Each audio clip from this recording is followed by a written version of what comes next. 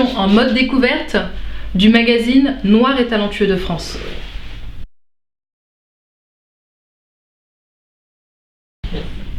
Bonjour Certes. Salut Kavi. Merci d'être avec nous aujourd'hui. Ça nous fait particulièrement plaisir que tu sois là pour te présenter, pour que l'on découvre quel artiste tu es. Est-ce que tu peux nous en dire un petit peu plus sur toi? Je m'appelle Certes, j'ai 29 ans et je suis humoriste et slammer. Donc voilà, et écrivain également, parce que je publie un livre l'année prochaine. Donc mon art, c'est de maîtriser la plume et d'en faire soit des sketchs, soit des chansons, soit des livres. D'accord, merci pour cette brève présentation. Est-ce que tu peux nous dire d'où est-ce que ça te vient?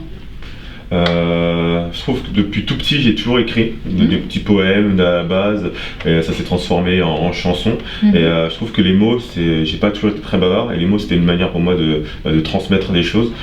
Ça reste dans le temps, les paroles s'en vont, les écrits restent comme on dit, donc j'essaye, j'écris en fait depuis tout petit et en grandissant, malgré que j'ai fait des études qui n'ont rien à voir avec l'écriture et ce que je suis aujourd'hui, j'ai toujours continué à cultiver ça et aujourd'hui j'essaie vraiment de vivre au maximum de ce qui est en moi depuis longtemps. Donc cette passion pour l'écriture. Donc on voit un peu ton parcours qui est un peu atypique puisque tu ne te destinais absolument pas à l'écriture. Tu avais cette passion en toi mais finalement tu l'as révélée il y a quelques temps maintenant. Est-ce que tu peux nous dire comment ça a... À la base, j'ai fait une école de commerce, donc effectivement, rien à voir. On s'est connus comme ça. Tout à fait. On se connaît. Et donc, je faisais du marketing. Et après, j'ai ouvert un bar-restaurant pendant 2 ans, dans lequel j'organisais des soirées de stand-up. Et à force d'organiser, un jour, je me suis dit pourquoi pas monter sur scène. Donc, j'ai écrit mon premier sketch. La première était un fiasco complet. Mais ça m'a motivé, je continue à écrire. J'en ai créé un autre un an et demi plus tard. C'était il y a 1 an et demi maintenant d'ailleurs. Et depuis 1 an et demi, je monte sur scène quasiment tous les soirs. Et j'ai un spectacle aujourd'hui, donc j'ai persévéré donc dans le milieu du stand-up. Aujourd'hui, j'ai un spectacle qui mélange le slam, qui est ma base première, et le stand-up qui est l'humour, parce qu'il y a des messages qui passent plus avec des poèmes, d'autres plus avec des blagues. Donc j'ai mélangé les deux et ça fait un spectacle assez original. Mais effectivement, à la base, j'étais pas destiné à ça. Et mes parents d'ailleurs n'étaient pas prêts non plus à ce que je sois destiné à faire des blagues devant les gens. Mais c'est cool. Et au niveau de tes influences, puisque ça t'est venu comme ça, est-ce qu'il y a certains artistes qui t'inspirent aujourd'hui ou qui t'ont inspiré par le passé pour faire ce métier?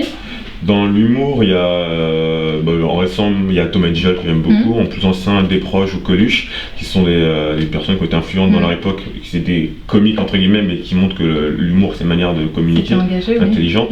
En poésie, en slam, j'aime plus Gaël Faye, qui est un membre du groupe Me Coffee and Sugar, qui est également écrivain aujourd'hui.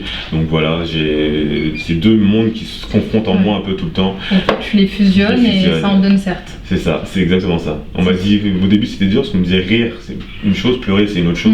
Je pense qu'on peut faire les deux. Et quel message t'aimerais faire passer à travers tes spectacles finalement?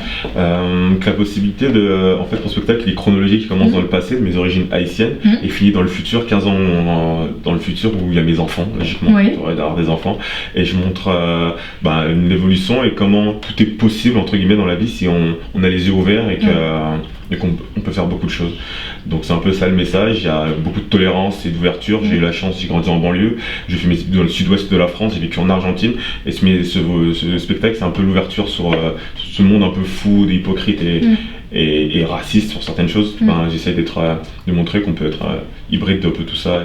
Et tu révèles le positif dans ton spectacle. Soit en rire, soit en poésie, mais en fonction du... On en rit ou on est ému, on est très ému. C'est ça. On veut quand même savoir où est-ce qu'on peut te retrouver en 2016, puisque bon... En 2016, tous les mardis au théâtre 10h à Pigalle, donc je joue mon spectacle, je joue régulièrement au Jamel Comedy Club également. Spectacle qui s'appelle Storyteller, donc c'est un peu l'esprit du spectacle. En juillet au Festival d'Avignon, et puis sinon toute l'année à Paris, en banlieue, en province, donc en différentes dates. Je m'appelle Certes, donc des Certes, il n'y en a qu'un seul, ça s'écrit C-E-R-T-E, c'est un prénom d'origine haïtienne.